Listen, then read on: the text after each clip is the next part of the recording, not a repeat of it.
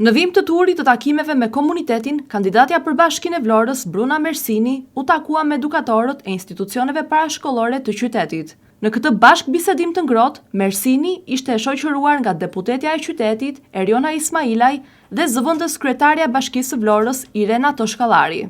Gjatë fjalës së saj, kryetaria Toshkallari vlerësoi figurën e doktoresh Mersinit si profesioniste dhe nën. Gjatë rrugtimit ton e kanë njohur doktoreshën në marrëdhënie të tjera dhe sot do ta njohim edhe si titullare të institucionit me programin e saj, me dëshira që ajo ka për ta përmirësuar mbi gjitha si një nën dhe pastaj si një titullare që pa diskutim ka dhënë provat e saj gjatë gjithë rrugtimit. Kandidatja Mersini në fjalën e saj vuri theksi në rolin thelbësor që edukatorët kanë në formimin qytetar të brezave të rinj. Vetëm duke patur besimin e njerëzve, rrugtimet janë suksesshme. Sfida ime nuk është rezultati i zgjedhjeve, por sfida ime do të jetë ditën që unë do të jem kryetare bashkie se si do t'i shërbej qytetit tim. Në duart tuaja, me dashurinë tuaj, ju rrisni fëmijët tanë. Dhe fëmijët tanë, vetëm nga dashuria, nga pasioni juaj, nga përkushtimi juaj, deri diku dhe nga sakrifica juaj, bëhen qytetarët e këtij qyteti.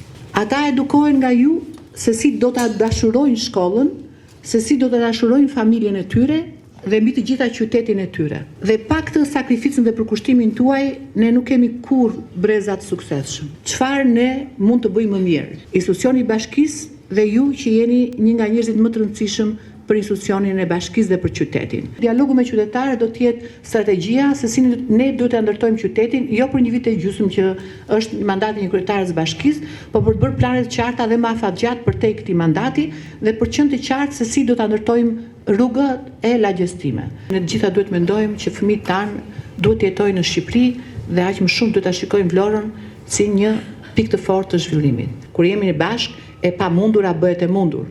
Dhe prandaj edhe në këtë rrugtimin tim unë e kërkoj suportin dhe mbështetjen tuaj për të ndarë gjërat së bashku edhe për ta nisur nga ju, nga edukatorët, si njerëzit më të rëndësishëm për edukimin e fëmijëve tanë. Sfida ime nuk është rezultati i zgjedhjeve, por dita që do të jem kryetare bashkie se si do t'i shërbej qytetit tim. Dialogu me qytetarët do të jetë themeli për të ndërtuar plane afatgjata për një Vlorë që fëmijët tanë e shohin si të ardhmen e tyre. Ndërsa deputetja Eriona Ismailaj vendosi theksin tek përgjegjësia dhe privilegji që mbar drejtimi i qytetit. Të jetosh në Vlorë nuk është normalitet, mendoj unë, është privilegj. Por nga ana tjetër, edhe të drejtosh bashkinë, pa sa është privilegj dhe do jetë privilegj për Brunën si kryetare bashkie, është edhe përgjegjësi. Bruna do di t'i jap edhe ndjeshmërinë e një gruaje dhe nënë e institucionit, por edhe karakterin e fortë që ka për t'i çuar punën deri në fund. Të jetosh në Vlorë është privilegj, por të drejtosh bashkinë është edhe më shumë një përgjegjësi. Jam e bindur që Bruna do t'i jap institucionit ndjeshmërinë e një gruaje dhe nëne, por edhe forcën e karakterit për të çuar punët deri në fund. Në takim edukatorët shprehen mbështetje për kandidaturën e Mersinit, duke theksuar sukseset e saj si profesioniste dhe integritetin personal. Po ashtu nga edukatorët e pranishëm u adresuan edhe 2 kërkesa specifike.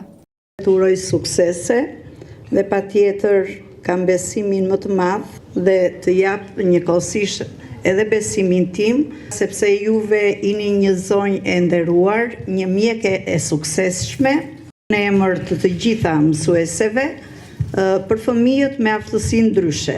Do të kërkoja që të paktën 2 mësuese gjatë verës të jenë në dispozicion të këtyre fëmijëve për arsye që dhe shërbimin ta kenë akoma dhe më të madh.